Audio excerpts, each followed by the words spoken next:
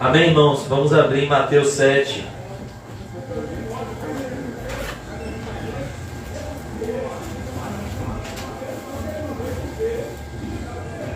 Mateus 7, 24.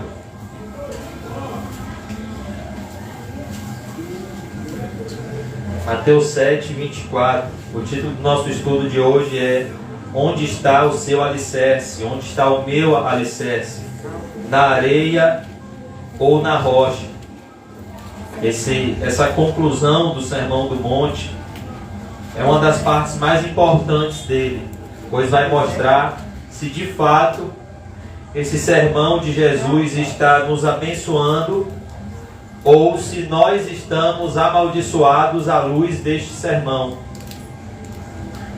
E no verso 24, o Senhor Jesus apresenta esses dois alicerces em que o ser humano ele fundamenta a sua vida: Cristo ou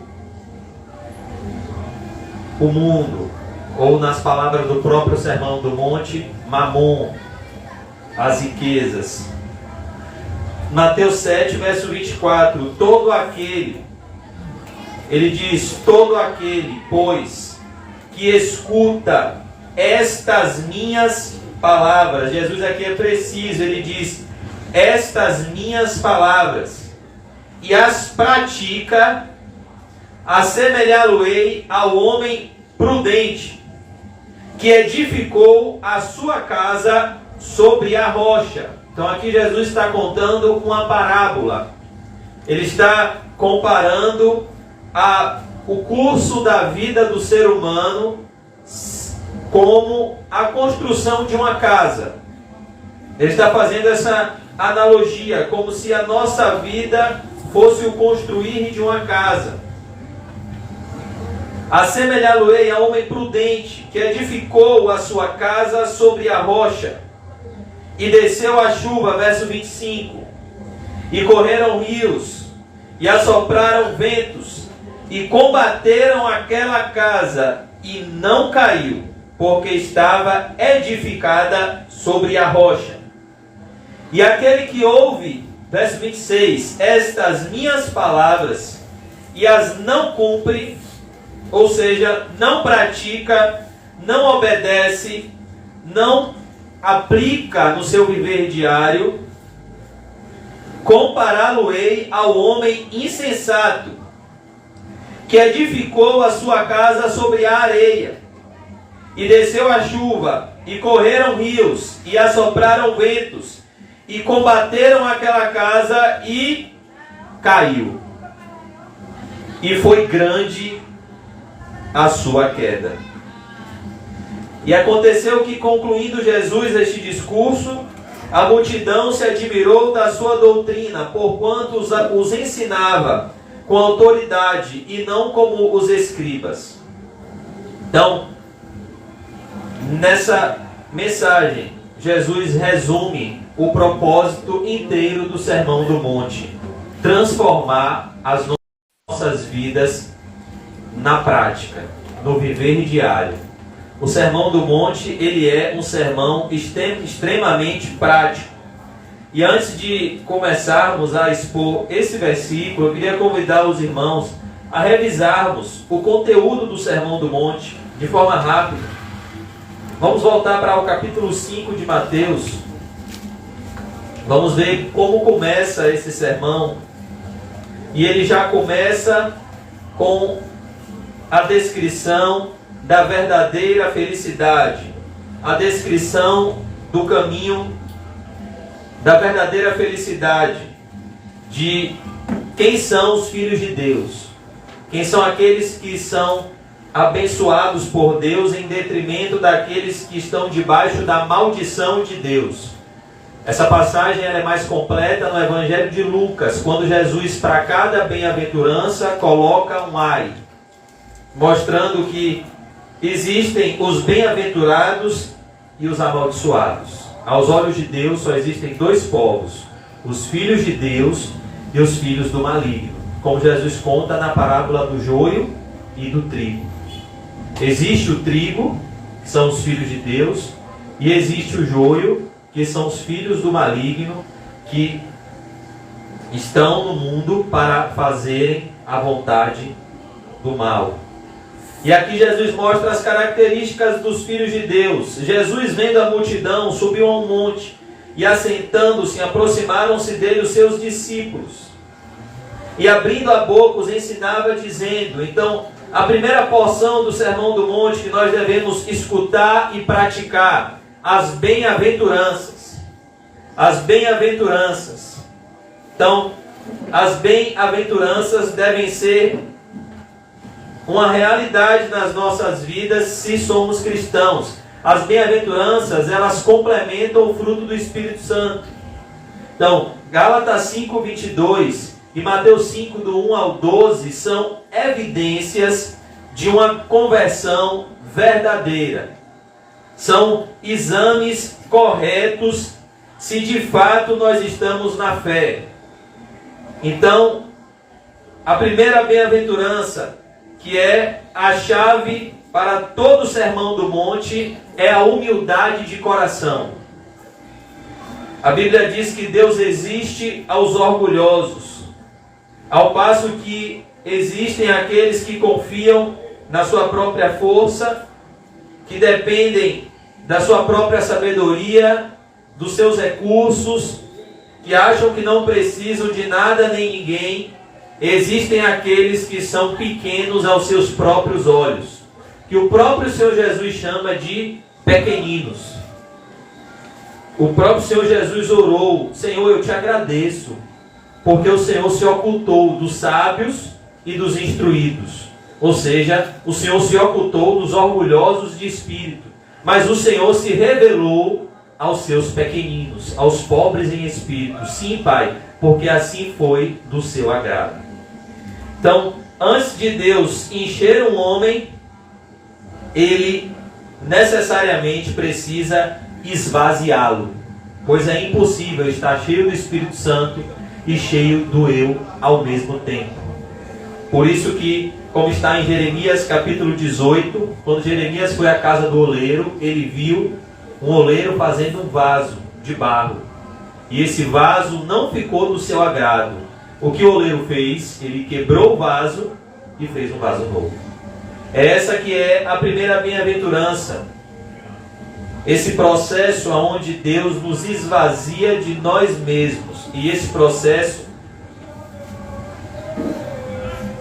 está incluso na soberana providência de Deus. A Bíblia diz: operando Deus, ninguém pode impedir. Então aqui nós vemos esse maravilhoso processo que Deus faz no coração do homem, de esvaziá-lo, para que ele possa ser cheio do Espírito Santo, para que ele possa cumprir a missão de Deus. Porque é impossível obedecer o chamado de Deus sem estar cheio do Espírito Santo. Por isso que Jesus disse: permaneçam em Jerusalém, até que do alto sejam revestidos de poder. Porque tudo no reino de Deus, aqui na terra, acontece de forma sobrenatural. Uma conversão genuína é sobrenatural. Uns plantam, outros regam, mas quem dá o crescimento é Deus. Então, por isso que, para que possamos ser revestidos com o poder de Deus, precisamos estar esvaziados de nós mesmos. E esse é o coração da primeira bem-aventurança, aquele que depende de Jesus para tudo. Bem-aventurados são os pobres de espírito, porque deles é o reino dos céus. E essa consciência é um presente de Deus. Essa consciência de que nós nos movemos, existimos e vivemos por causa de Deus, que nós não podemos fazer nada sem a presença de Deus. O temor a Deus, que é o princípio da sabedoria, é um presente. Isso que é a pobreza de espírito. Quando o homem depende de Jesus para tudo. porque deles é o reino dos céus. E aqui nós vemos o exemplo de Lázaro, a parábola do rico e do Lázaro. Nós vemos o exemplo do apóstolo Paulo, quando ele se humilhou e se esvaziou e disse: aquilo que para mim era lucro, eu tive como perda para ser achado em Cristo. Nós vemos a pobreza de espírito de Maria, quando recebeu a visita angelical e se achou indigna de receber no seu ventre o Messias. São aqueles que a si mesmos se humilham. Isso é pobreza de espírito. É alguém que se enxerga aos seus próprios olhos como pequeno. Então ele consegue enxergar a grandiosa graça de Deus e valorizar. A passagem que explica a pobreza de espírito e o que não é ela é a do fariseu e do publicano. 2 homens vieram ao templo com o propósito de orar. Um era cheio de si e o outro era vazio de si. E qual foi o que voltou para casa perdoado? O publicano, que nem ousava levantar os olhos aos céus. Ele se achava indigno de olhar para o céu, porque ele sabia que o céu é o lugar onde o trono de Deus habita. E ele se humilhou, ele se auto-esvaziou e ele disse: Senhor, tem compaixão de mim, eu sou um pecador. Jesus disse: esse homem que se humilhou, desceu para sua casa justificado. Porque todo que a si mesmo se exalta, será humilhado. E todo que a si mesmo se humilha, será exaltado. Então, a primeira característica que eu e você precisamos para praticar o Sermão do Monte é entender que diante de Jesus, eu e você somos semelhantes a crianças de colo. E isso mata o nosso orgulho. Porque a gente gosta de independência. A gente gosta de ir lá e fazer acontecer, e pagar a conta, e eu posso, mas Jesus disse: não. Você precisa se converter a mim como um bebê. E se você não virar um bebê, você no céu não vai entrar. Você vai ser aquele grupo que vai chegar na porta do céu, vai dizer: Senhor, Senhor, e Jesus vai dizer: apartai-vos de mim, eu nunca vos conheci, vocês que praticaram a iniquidade. E quem disse isso não fui eu, foi o próprio Jesus. Vamos abrir em Mateus 18, 3. Mateus 18, verso 3.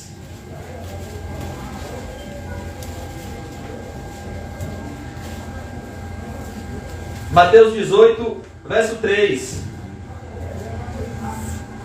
E disse, Jesus disse: em verdade vos digo, que se não vos converterdes e não vos fizerdes como crianças, de modo algum entrareis no reino dos céus. Verso 4. Portanto, aquele que se tornar humilde, olha o que Jesus está elogiando na criança. Não é que a criança não tenha pecado, mas é que a criança tem a humildade de reconhecer que ela não tem capacidade de prover para si as suas necessidades. Então ela recorre ao seu provedor. Uma criança, quando ela quer algo, ela não luta com seus próprios esforços. Ela recorre ao seu pai e à sua mãe. E é isso que Jesus está elogiando aqui. Portanto, verso 4, aquele que se tornar humilde como esta criança, esse é o maior no reino dos céus. E qualquer que receber em meu nome uma criança tal como esta, a mim me recebe. É isso que ele está falando, a pobreza de espírito. Depender de Jesus para tudo. Entender que sem Jesus nada podemos fazer. E que quando nos afastamos dele, até quando a gente ganha, aparentemente a gente perde. E quando a gente está ao lado dele, na presença dele, no colo dele, como diz o Salmo 91, no esconderijo do Altíssimo dele, até quando a gente perde, a gente ganha. Porque Cristo é tudo que se vale a pena ter nessa vida. Bem-aventurados os pobres de espírito. E eu pergunto para mim e para você, eu sou pobre de espírito? Você é pobre de espírito? Você reconhece que seu coração só está batendo hoje por conta de Deus? Você reconhece que tudo que você tem até hoje veio da parte de Deus? Você reconhece que sem a presença de Deus você não pode fazer nada? Então, dois sentimentos devem brotar no meu e no seu coração: perdão e gratidão. Gratidão. Gratidão a Deus por tudo. Devemos ser gratos ao Senhor e humildes, porque quando reconhecemos que não merecemos nada, então a gente passa a ser grato por tudo. Por isso que é bíblico quando um irmão fala, quando alguém pergunta: irmão, como você está? E ele fala: melhor do que eu mereço. É verdade. Porque nós merecíamos o inferno. E tudo que temos, devemos ser gratos a Jesus, porque é Ele que nos dá tudo. Porque deles é o reino dos céus. Deles é o reino dos céus. Daqueles que dependem de Deus no seu coração. Mas a Bíblia diz no Salmo 14, verso 1: diz o nécio no seu coração: não há Deus. Ou seja, o nécio diz no seu coração: Deus não existe. Deus não está vendo. Então eu posso adulterar, roubar, matar, receber propina, dar propina, fazer um monte de coisa errada. Por quê? Porque Deus não está vendo. Mas não é verdade. Deus está vendo tudo. Bem-aventurados os pobres de espírito. Então aqui nós já vemos uma oposição ao que o mundo diz. O mundo diz que você será feliz quando você for rico e cheio de si. Quem é que o mundo apresenta como sinônimo de felicidade? Os artistas, os jogadores de futebol. O mundo diz que felicidade e riqueza são sinônimos. E Jesus apresenta aqui felicidade na pobreza de coração. Quando reconhecemos que não temos nada e que Cristo é tudo em todos. Porque deles é o reino dos céus. Eu vou adiantar: bem-aventurados os que choram. Outra bem-aventurança que devemos avaliar se temos e praticar é o choro do arrependimento. O cristão não é aquele que não peca. Não. Todo cristão, ele peca. O cristão só é livre do pecado na glorificação, no momento que ele entrar no céu. Aqui o cristão está no processo de santificação. Se ele foi justificado, regenerado e perdoado, ele está sendo santificado em um processo onde ele está sendo conformado à imagem do Filho de Deus, Jesus Cristo. Mas nesse processo o cristão comete deslizes. Nenhum cristão é perfeito. A Bíblia diz que bom só tem um, que é Deus. O apóstolo João disse: se dissermos que não temos pecado, somos mentirosos. Ele se inclui. E a verdade não está em nós. Mas se confessarmos os nossos pecados, Deus é fiel e justo para nos perdoar, e o sangue de Jesus, o seu Filho, nos purifica de todo o pecado. Então, aqui nós pecamos.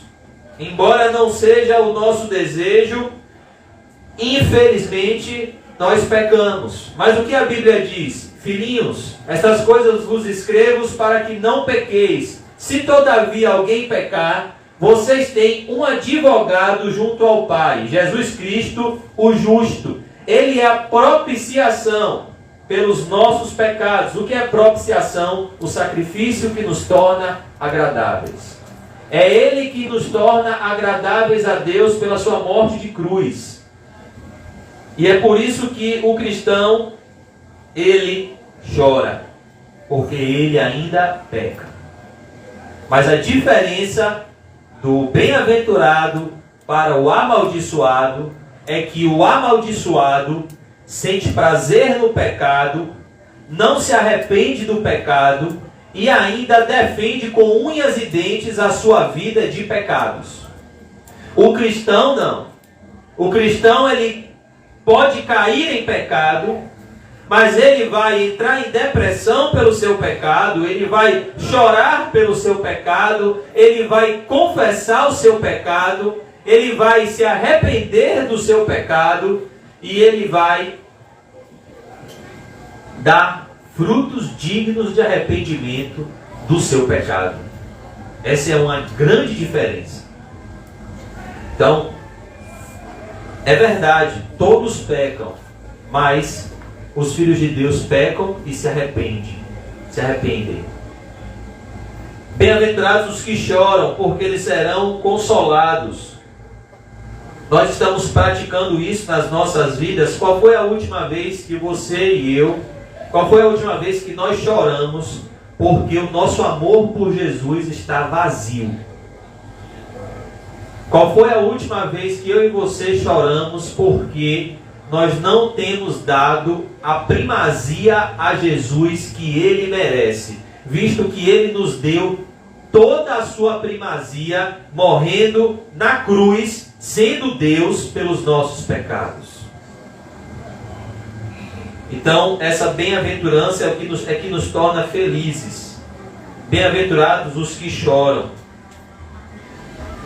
Nós devemos praticar essa bem-aventurança, o choro do arrependimento. E a nossa natureza não produz esse choro. Esse choro é produzido pelo Espírito Santo quando Ele envolve o nosso olhar para esse lugar. Esse choro aqui não é qualquer choro, não é um choro porque eu ia fechar um negócio e não fechei. Eu pensei que eu tinha encontrado minha varoa e não achei. Passei por uma decepção amorosa. Rapaz, eu perdi um ente querido. Perdi meu emprego. Não. Esse choro é o choro que está em Zacarias 12, verso 10. Que quando o Espírito Santo for derramado sobre o povo de Deus terá um espírito de lágrimas e de súplicas, porque olharão para aquele a quem transpassaram. O Espírito Santo nos faz olhar para Jesus e ele nos faz sentir arrependimento, ele nos faz sentir dor no coração, como aqueles homens em Atos 2:37 sentiram, o coração arder de forma real e uma convicção profunda entrar no nosso ser interior e nos convencer. Meu Deus, fui eu que matei esse homem. Fui eu que matei Jesus. Foram meus pecados que penduraram ele no madeiro. Então, esse convencimento do Espírito Santo nos faz chorar.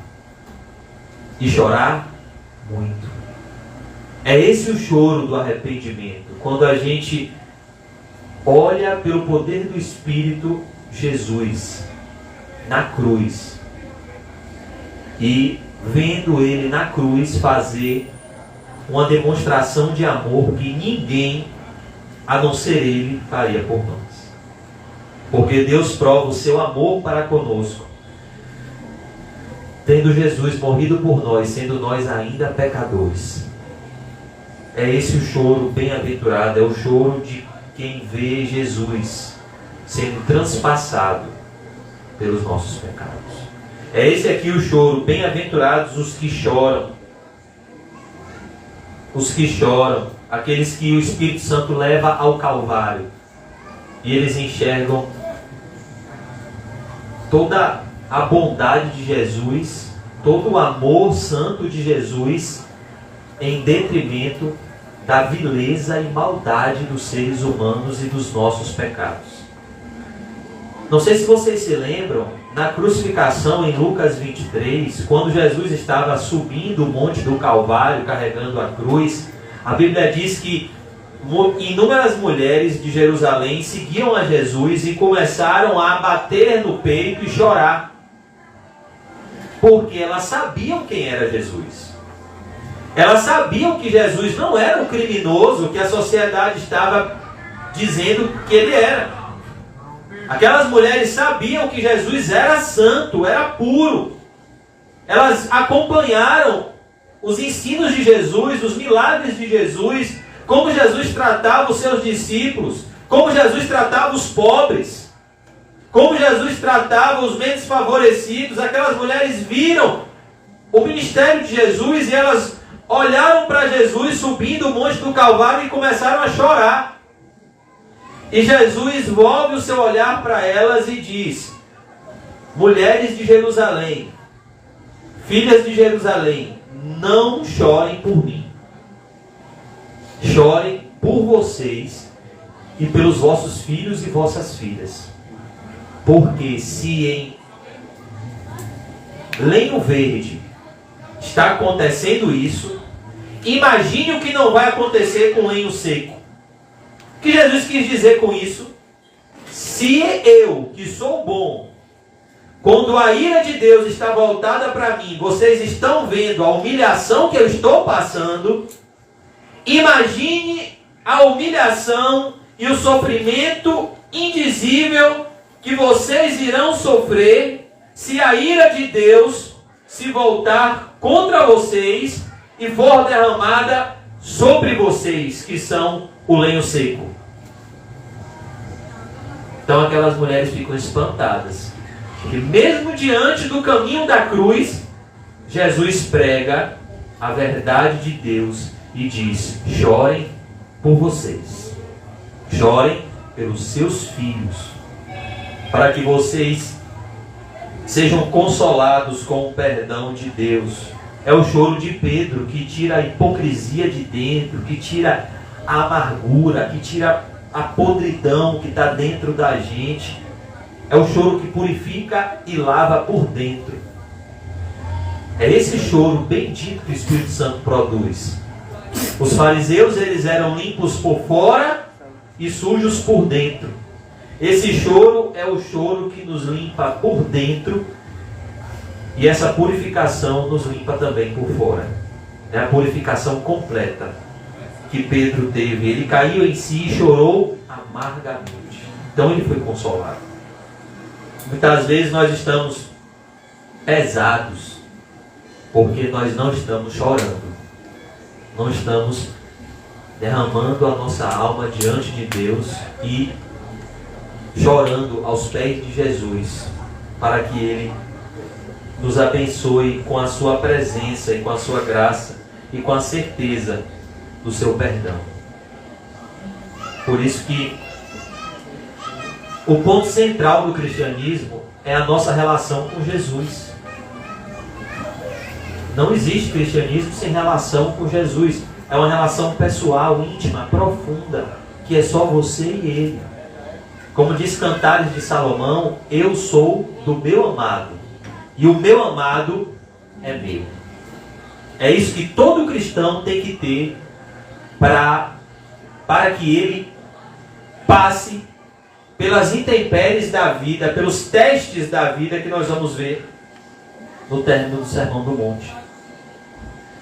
Eu vou adiantar: bem-aventurados os mansos, porque eles herdarão a terra. Então nós devemos ser mansos.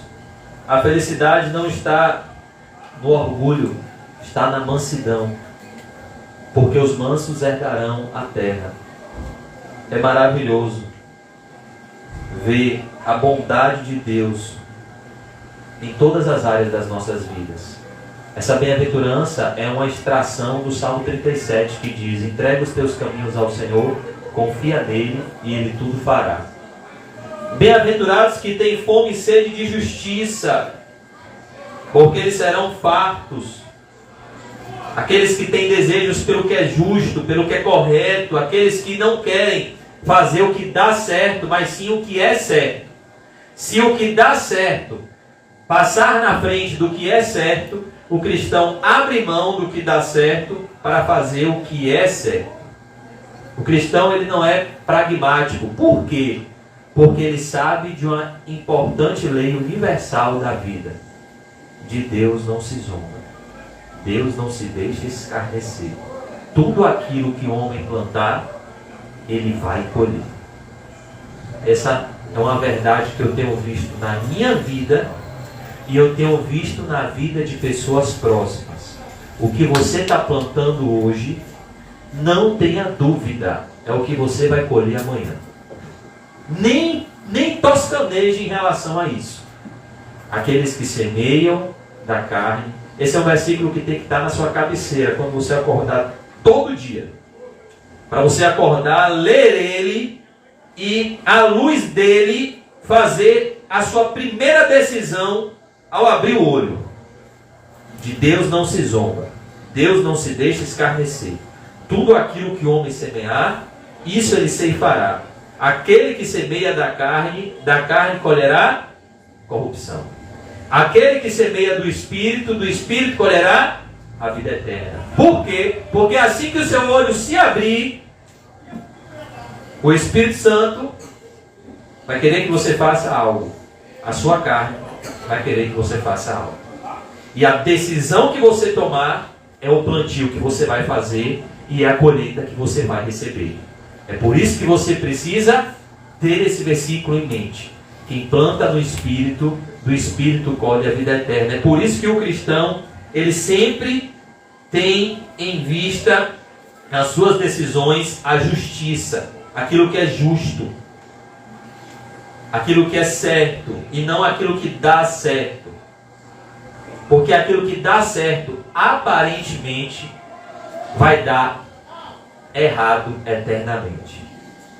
E aquilo que aparentemente pode ser errado, pode dar errado eternamente, com certeza pode dar certo.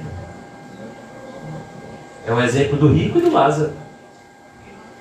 O Lázaro tomou decisões que fizeram dele aqui na terra um homem desprestigiado.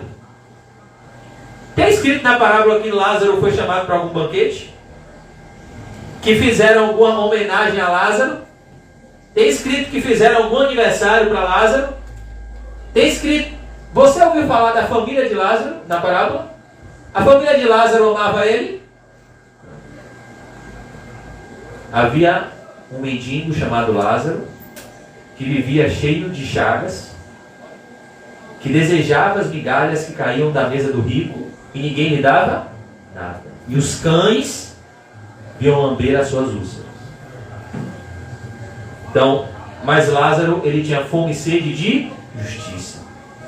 O rico tinha fome e sede de injustiça. Aconteceu morrer Lázaro, e foi levado pelos anjos para o seio de Abraão. Aconteceu morrer o rico, e acordou no inferno em tormentos eternos. Por quê? Porque ele plantou a sua vida toda na carne. E ele colheu a destruição. Da pior de todas as formas. De uma forma irreversível. Porque quando você colhe as consequências do pecado aqui na vida, como nós vemos o exemplo de filhos de Deus que foram corrigidos, como Sansão, Davi, Manassés, Paulo, oh meu Deus, que bênção! Isso é uma glória, porque você está sendo corrigido para arrependimento, para salvação. Mas quando não existe a correção, é que está o problema. Quando a pessoa peca, se satisfaz no pecado e é abençoada no pecado aos seus próprios olhos,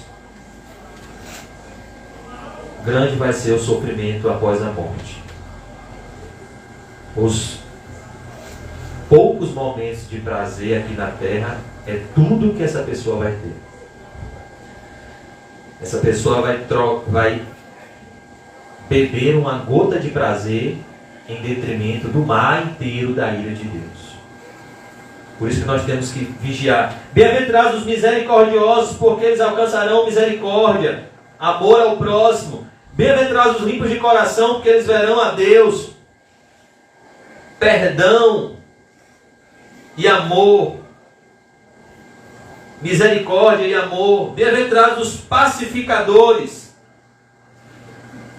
Inimigo de contendas, porque eles serão chamados filhos de Deus. Bem-aventurados que sofrem perseguição por causa da justiça, porque deles é o reino dos céus. Bem-aventurados sois vós, quando vos injuriarem, perseguirem, mentindo, disserem todo mal contra vós por minha causa. Exultai e alegrai-vos, porque é grande o vosso galardão nos céus, porque assim perseguiram os profetas que foram antes de vós. Perseguição são as características dos filhos de Deus. Jesus disse: não achem estranho se o mundo odiar a vocês. Porque o mundo, se vocês fossem do mundo, o mundo amaria o que era seu. Mas porque vocês não são do mundo, antes do mundo eu escolhi vocês, o mundo odeia vocês. E com vocês vai se cumprir a palavra que diz: perseguiram a mim, também irão perseguir a vocês. Odiaram-me, Jesus disse, sem motivo. E é dessa forma que as pessoas irão nos odiar se formos cristãos, sem motivo algum. O ódio do mundo contra os cristãos é algo espiritual, não é algo que se compreende de forma natural. Nem a pessoa sabe por que ela está sentindo tanto ódio do cristão. É como Nero. Nero nem sabia por que ele sentia tanto ódio de Pedro e Paulo. Porque ele sentia tanto ódio dos cristãos. Porque Satanás estava nele, colocando aquela fúria que ele sente dos cristãos e de Cristo nele contra os cristãos. Por isso que nós temos que tomar muito cuidado com a companhia dos ímpios. Porque tenha certeza disso. Se é ímpio, não te ama não. Por mais que te trate bem, por mais que seja educado com você, o ímpio, ele não te ama. Porque ele não tem o Espírito Santo, ele não pode ter amor. Por isso a Bíblia diz: bem-aventurado o homem que não anda segundo o conselho dos ímpios. Por quê? Porque o ímpio não tem o Espírito Santo de Deus. E quem não tem o Espírito Santo é guiado por que espírito? Demônios. Não existe neutralidade no mundo espiritual. Jesus disse: quem não é por mim, é contra mim. Então, eu vou adiantar, irmãos, depois dos versos 13 ao verso 16, eu vou fazer só um resumo. Jesus fala do propósito do cristão aqui na terra, e ele nos compara ao sal, à luz, mostrando que nós devemos preservar a verdadeira fé que de uma vez por todas foi entregue aos santos, e essa fé é como um bastão que vai passando, como a tocha olímpica das Olimpíadas. Quem já viu quando vai ter Olimpíadas, aquela tocha que vai passando de atleta em atleta, até chegar no local da inauguração das Olimpíadas? Então a fé é como aquela tocha. Jesus é o autor e o consumador da fé, e ele passa essa tocha à igreja. Essa tocha fica acesa pelo Espírito Santo, e pela pregação do Evangelho, essa tocha vai se passando de geração em geração. Por isso que ele nos chama de sal da terra, porque o sal na época de Jesus ele preservava, e o cristão ele tem esse dever de preservar a fé. Há uma só fé, um só Senhor e um só batismo. E é essa fé que o cristão preserva pelas Escrituras. Outro propósito do sal é dar sabor. O cristão é aquele que dá sabor à vida das pessoas, colocando diante da mesa das pessoas o pão vivo que desceu do céu. O pão da vida, que é Jesus. Então, quando a pessoa come o pão, ela encontra o verdadeiro sabor da vida, que é ter comunhão com Cristo. E aí a pessoa entende que mais vale um pedaço de pão seco onde existe amor do que um boi cevado onde existe o ódio. Mais vale um prato de hortaliças onde existe o verdadeiro amor, onde existe Cristo, do que uma grande riqueza sem Ele. Por isso que Jesus nos chama de sal, porque nós preservamos a fé e damos sabor à vida das pessoas, mas se esse sal perder o sabor, ele não presta para mais nada. O cristão que apostata da fé, ele se torna motivo de escárnio para todos. Como foi o flexível. John Bunyan, depois, o cristão conversando com o fiel, eles têm uma conversa no livro Peregrino, eles perguntam: o que será que aconteceu com o flexível? E aí fiel responde: ele virou motivo de chacota na cidade da destruição. É isso que acontece com o sal que perde o sabor. As pessoas começam a dizer: ele começou a construir, mas não pôde terminar. E esse deve ser o nosso grande medo. Depois Jesus nos compara à luz, que tem um propósito de iluminar. O cristão traz o Evangelho, que ilumina os corações pela palavra. Depois o Senhor Jesus fala da lei e dos profetas, como o cristão deve se relacionar com a lei, e como a lei de Deus atinge o coração do homem, e como o cristão ele deve adorar a Deus de forma integral, de todo o coração. Porque Jesus disse que se a nossa justiça não exceder em muito aos escribas e fariseus, não entraremos no reino dos céus. E que justiça é essa? É a justiça que vem do coração. É a verdadeira adoração que vem de dentro. Depois ele fala do homicídio, ele fala do adultério, ele fala do casamento, ele vai falar de princípios práticos nas nossas vidas, que nós devemos praticar. Ele fala do cuidado com as palavras, de como nós devemos nos relacionar com o nosso próximo, como nós devemos tratar os inimigos com amor, com compaixão. No verso 6, o Senhor Jesus fala da nossa vida religiosa, como dar esmolas, como orar, como jejuar, como investir, aonde e como investir os nossos recursos, aonde onde o nosso olhar deve estar fixo, a quem devemos servir, a Deus ou às riquezas.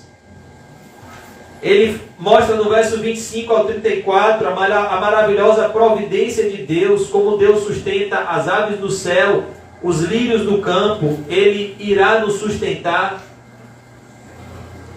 Ele apresenta no capítulo 7 o perigo do orgulho, de julgarmos segundo o nosso próprio entendimento, o perigo de não atentarmos para os nossos próprios pecados e atentarmos para os pecados alheios. Ele nos dá o mandamento de não darmos as coisas santas aos cães, nem as pérolas aos porcos. Ele nos incita a orar do verso 7 ao verso 11. Ele mostra como devemos nos relacionar com o nosso próximo no verso 12. Aquilo que queremos que façam conosco, devemos fazer com o nosso próximo. No verso 13 e 14, Jesus fala dos dois caminhos, da porta estreita, que é a porta do céu, e do caminho apertado, que é o caminho que leva ao céu, em detrimento da porta larga, que é a porta que leva ao inferno, e do caminho largo, que é o caminho que leva ao inferno, o caminho espaçoso, o caminho confortável. Verso 15, ele fala dos falsos profetas e o perigo de segui-los, e como nós o reconhecemos pelos seus frutos. Verso 21 ao 23, nós vemos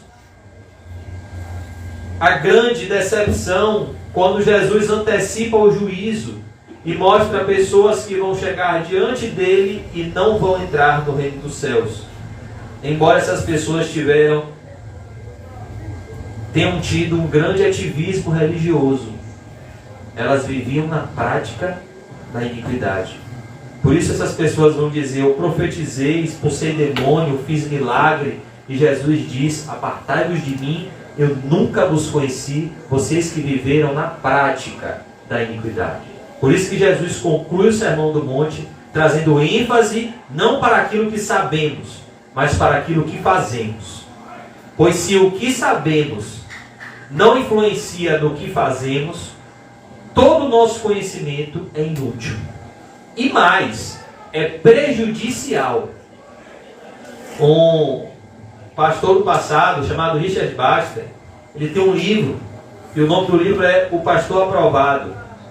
E ele tem uma frase que diz assim: cuidado, pastores, ao preparar um sermão, porque você pode estar preparando nesse sermão a sua sentença de condenação. Sabia disso? Que se eu preguei o Sermão do Monte e eu não praticar o Sermão do Monte, o Sermão do Monte que eu preguei no dia do juízo irá me condenar? Por isso que nós temos que dar ênfase ao que Jesus disse aqui, a importância da prática. Como nós devemos praticar aquilo que já sabemos. Praticar. Você sabe que tem que amar a Deus, então pratique o amor a Deus. Como eu pratico o amor a Deus? Como você pode amar um Deus que não vê, se não ama seu irmão a quem vê? Quem ama a Deus, ame o seu irmão. Como é que você vai mostrar que ama a Deus? Amando o seu irmão.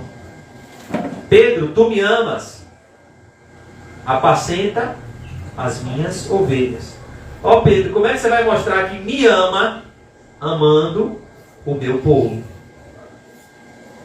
Então, nós temos que praticar aquilo que conhecemos. Praticar. É a prática daquilo que conhecemos que faz o conhecimento eficaz nas nossas vidas. Mas se nós conhecemos e não praticamos, esse conhecimento é nulo. Ele não vai ser útil, ele não vai ter proveito. Na hora que a gente buscar ele, vai ser como aquela cisterna rota que não retém água. Quando você precisa de água, você vai lá na cisterna e vai pegar água com um balde. O que é que você acha? Nada.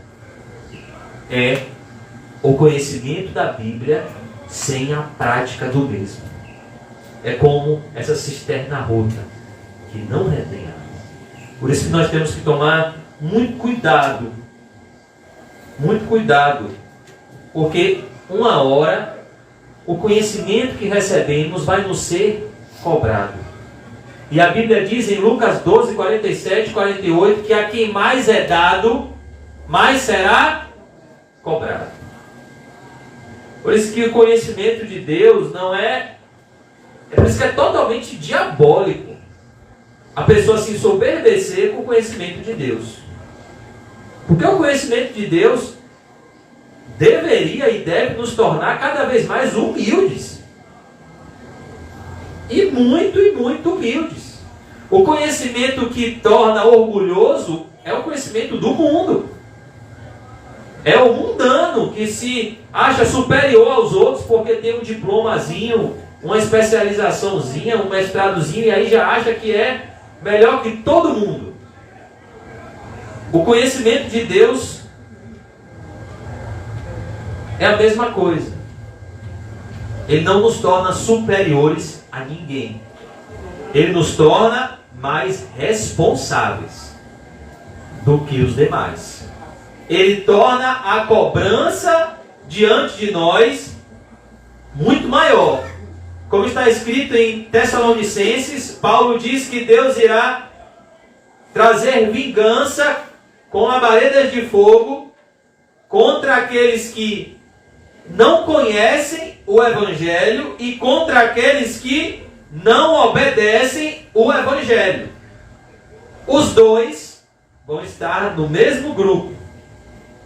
Então nós temos que, eu preciso tomar muito cuidado, todos nós, porque tudo que aprendemos deve descer para o coração e transformar as nossas vidas. Porque senão o conhecimento da Bíblia na nossa vida é o mesmo conhecimento na vida de um demônio. Um demônio é um anjo caído.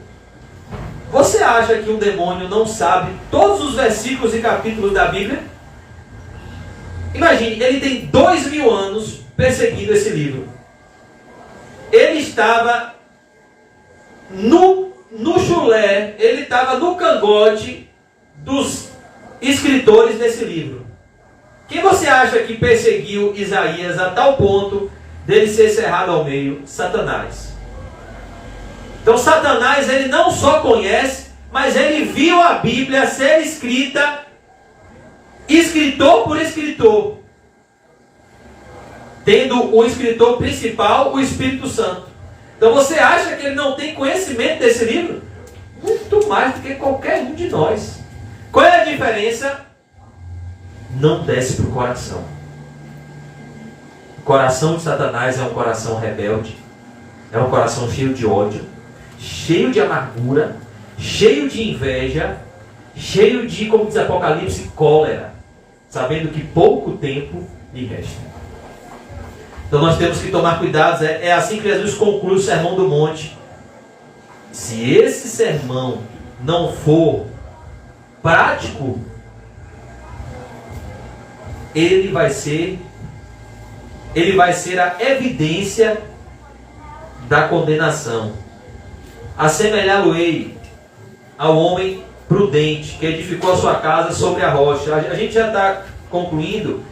Eu queria convidar os irmãos a verem Tiago 1,19. Tiago 1,19.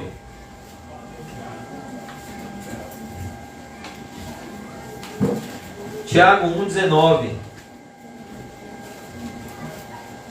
Diz assim a palavra de Deus. E Tiago, eu tenho certeza que os irmãos sabem, mas diz a história que Tiago era um apaixonado pelo Sermão do Monte.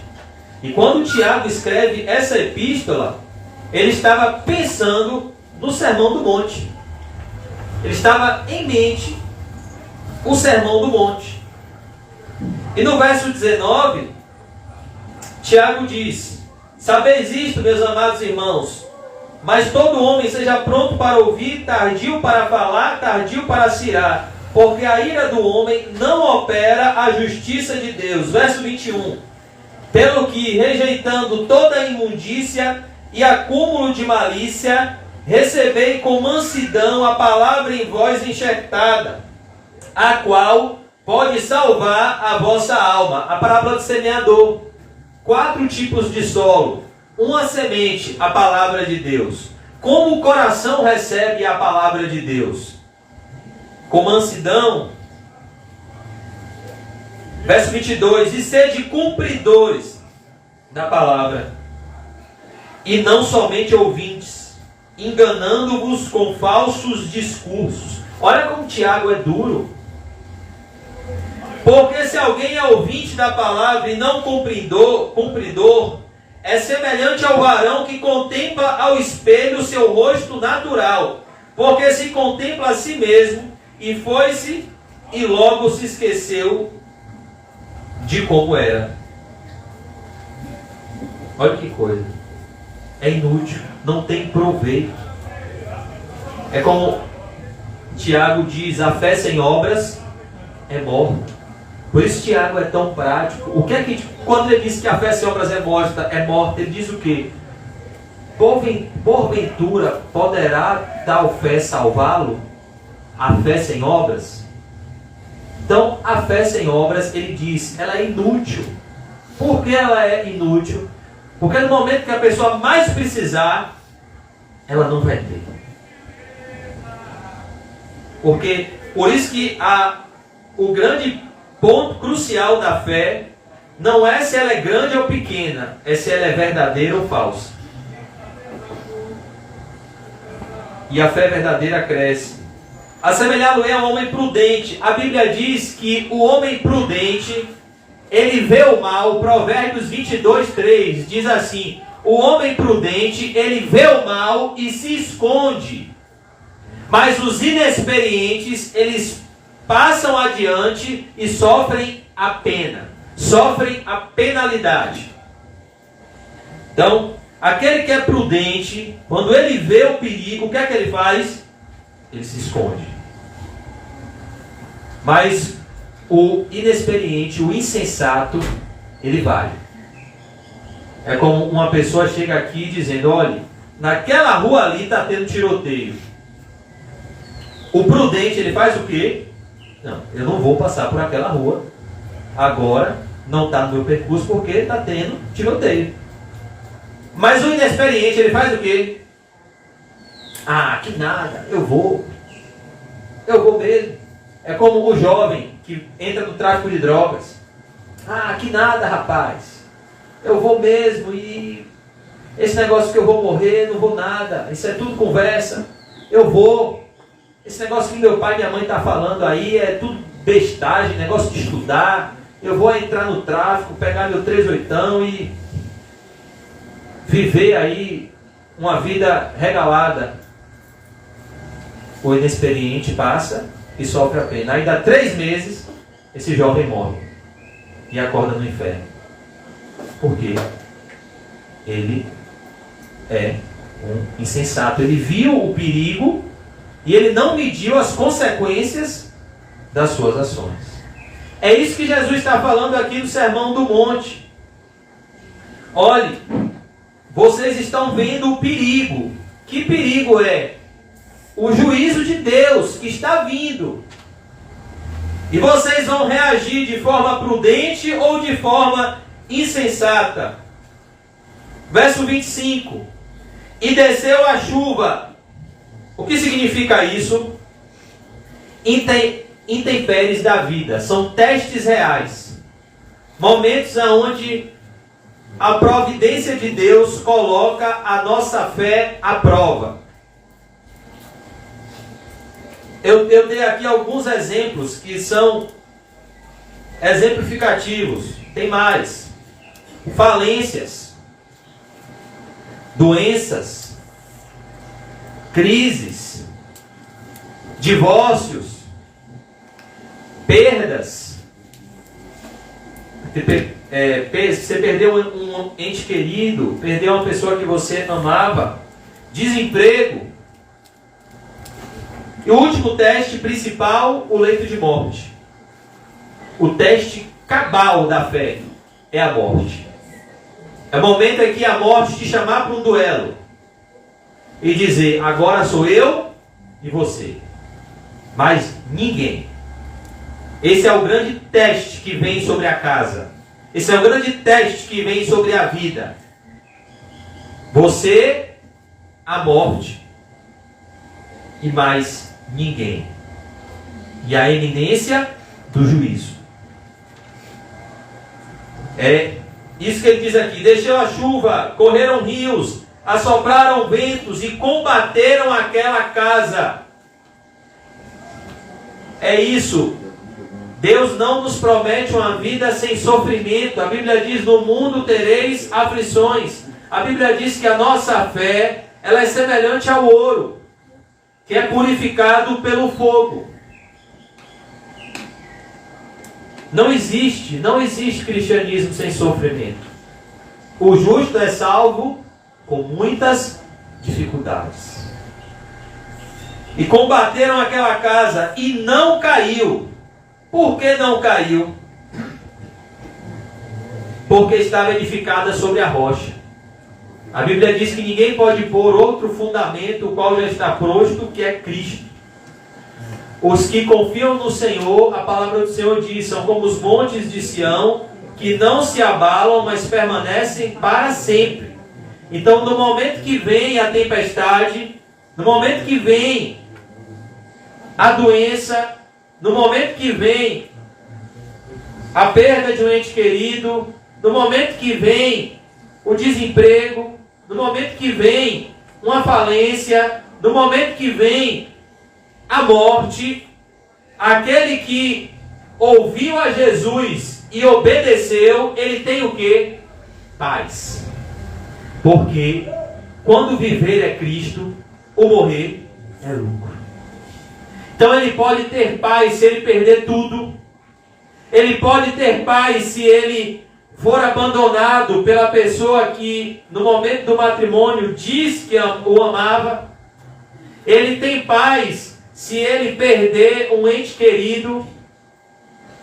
Ele tem paz se ele perder o emprego. Ele tem paz se ele morrer. Porque ele está em paz com Deus. E o momento da sua morte será o grande momento da sua vida. A passagem dessa vida para a vida eterna. Por isso que aquele que está edificado sobre a rocha, sobre Cristo, aquele que cava, qual é a primeira coisa que você faz quando vai construir uma casa? A fundação. Então, para você edificar a casa sobre a rocha que é Cristo, você precisa cavar mais fundo. Você precisa fazer uma fundação sólida. Você precisa criar raízes em Cristo. Conhecer a Cristo. Se relacionar com Cristo. Adorar a Cristo. Ter intimidade com Cristo. Ter experiências com Cristo. Porque no momento em que a sua fé, a sua vida for colocada no fogo, então você saia da mesma forma que saiu Sadraque, Mesaque e Abidnego, sem ser queimado pelas chamas. Como está escrito em Isaías 43, se você passar pelo fogo, a chama não vai arder em você. Se você passar pelas águas, as águas não submergirão sobre você, porque o Senhor vai estar com você, te guiando nesses momentos difíceis, porque estava edificada sobre a rocha. Então, essa passagem aqui do Sermão do Monte nos ensina uma importante verdade que o mundo quer nos esconder. Esse mundo não é um parque de diversões. Vão vir chuvas, vão vir rios, vão vir ventos e vão combater contra a nossa casa. Nem tudo é como planejamos. Tenha certeza disso. As coisas não vão acontecer como planejamos. Vão acontecer como Deus planejou. E os planos de Deus, os caminhos de Deus são diferentes dos nossos. Por isso que nós devemos edificar a nossa vida sobre Deus. Porque quando nos for tirado tudo, Deus ainda será o nosso alicerce. E nós ainda teremos tudo na presença de Deus. Como disse Jó, o Senhor deu, o Senhor tirou. Bendito seja o nome do Senhor.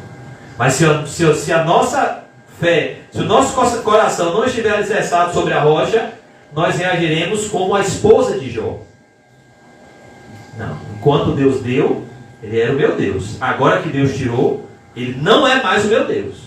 Amaldiçoa o teu Deus que tira as coisas dos outros, viu, Jó? E morre. Porque o meu Deus não tira nada. O meu Deus não coloca doença. O meu Deus não permita que eu sofra. Pois o seu Deus, então, é um ídolo. Porque o Deus verdadeiro, Ele manda todo tipo de provações. Para que Ele prove a nossa fé. E para que saibamos se a nossa fé é verdadeira ou não. Se amamos a Deus ou não. Se tudo está cooperando para o nosso bem ou não. Por que Deus pediu Isaac de Abraão? Para prová-lo. Para que Abraão soubesse se de fato ele amava a Deus de verdade. Se a fé dele era verdadeira. E Abraão foi provado e aprovado. Então, depois da prova de Isaac, Abraão poderia dizer: eu sei que todas as coisas cooperam para o bem daqueles que amam a Deus. Tudo está cooperando para o meu bem. Sabe o que Jesus diz em João 8? Abraão viu o meu dia e se alegrou. O fato dele ter sido aprovado na prova de Isaac fez Abraão ver o dia em que Jesus morreu pelos pecados dele, antes que Jesus tivesse vindo ao mundo. Porque ele foi provado e aprovado. Então a prova é um presente para quem obedece. As tempestades da vida são pedagógicas para quem o alicerce é Cristo. Porque o sofrimento segundo Deus opera arrependimento para a salvação, da qual ninguém se arrepende. Mas as tempestades da vida são desastrosas e avassaladoras para quem o alicerce não é Cristo. Porque a tristeza segundo o mundo opera a morte. É o que nós vamos ver agora e concluir. Verso 26. E aquele que ouve estas minhas palavras e as não cumpre, compará-lo-ei ao homem insensato. Que insensatez é essa? Conhecer os ensinos de Cristo e não obedecer.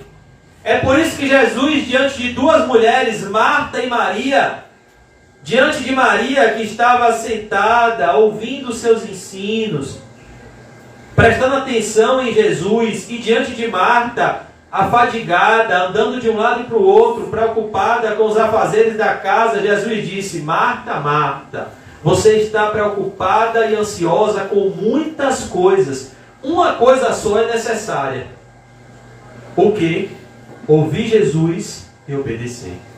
Maria escolheu a boa parte, Marta. A boa parte que Maria escolheu nunca lhe será tirada.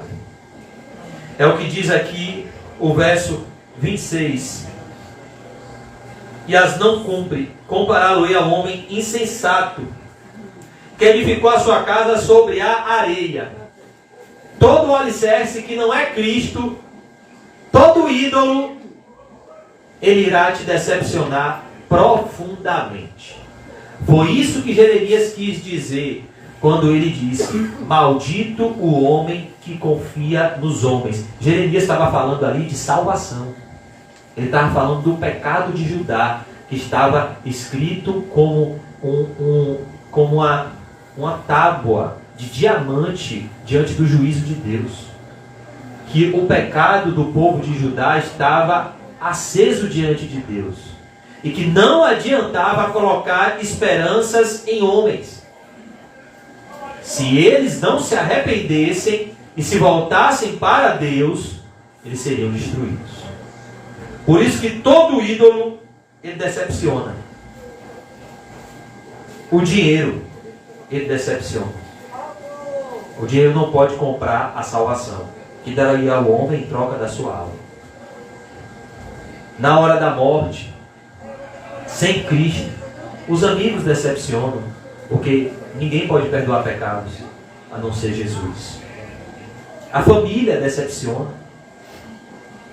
Perceba como todo ídolo é destruidor e irá nos decepcionar.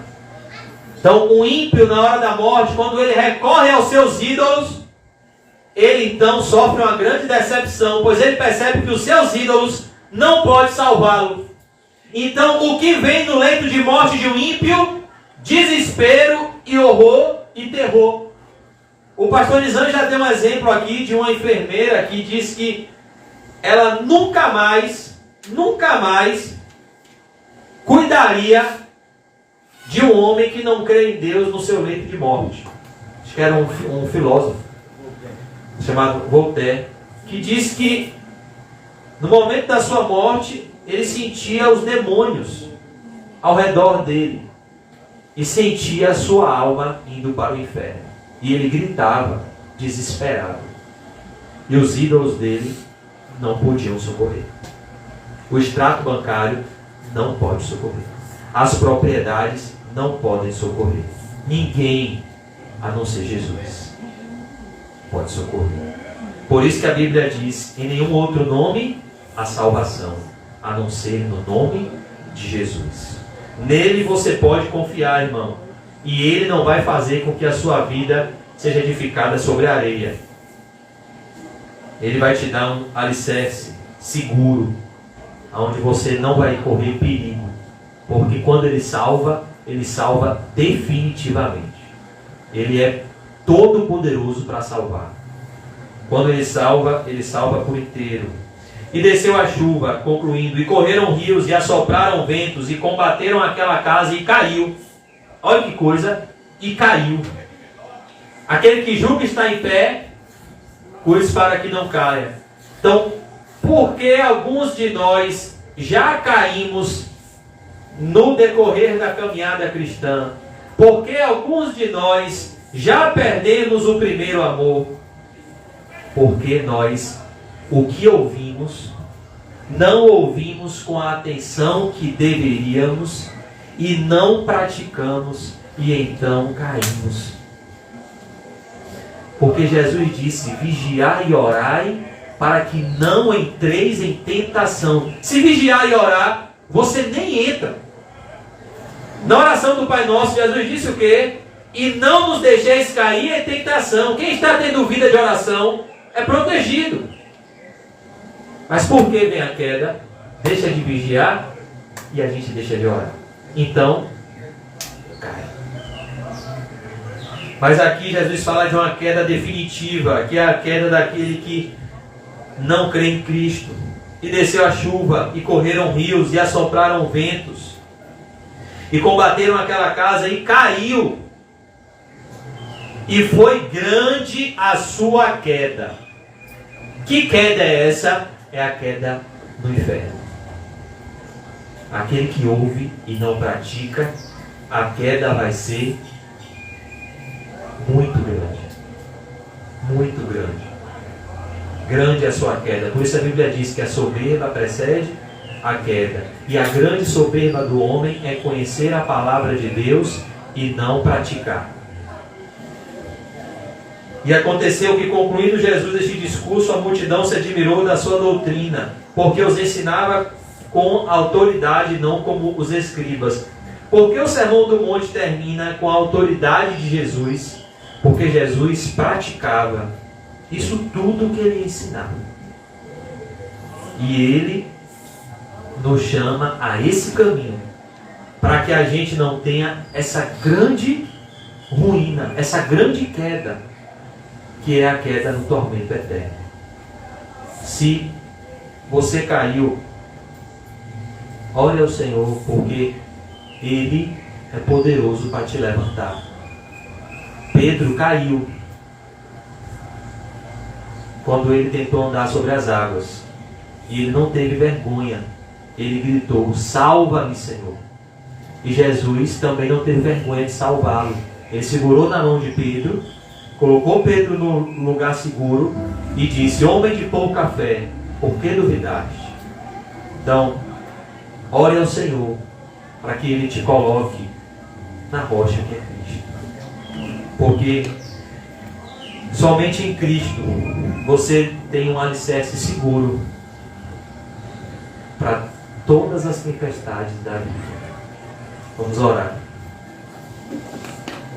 Senhor Deus, me ajude, Senhor, a colocar em Ti, Senhor, o meu alicerce, assim como todos os meus irmãos, Senhor. Como é grande, Senhor, a queda daquele que morre sem arrependimento e sem fé. Como diz a Tua palavra, a soberba precede a queda. Nos livra desse terrível pecado. Nos ajude a aprender contigo, Jesus, que é manso e humilde de coração. Confessamos diante de Ti, Senhor, os nossos erros. E eu peço, Pai Santo, ao Senhor que nos ajude a construir a nossa vida sobre o sólido alicerce que é Cristo. O mundo, Senhor, é sedutor e enganoso. Ele quer nos cegar, como diz a Tua palavra, o Deus deste século cegou o entendimento dos incrédulos. Ele quer nos cegar para a realidade das tempestades que virão. o Apocalipse que está se cumprindo e vai se cumprir cada vez mais. E só há um lugar seguro: aquele que habita no esconderijo do Altíssimo, à sombra do Onipotente, descansará. Nos ajude a descansar em Ti, Jesus, e a criar raízes em Ti, o Senhor, que é o manancial de águas vivas. Em nome de Jesus, amém. Graças a Deus. Amém. Saúde, seu irmão, com cumprimento santo. Amém, graças a Deus. Diga para ele. Coloque a sua vida sobre a rocha que é Cristo. Amém.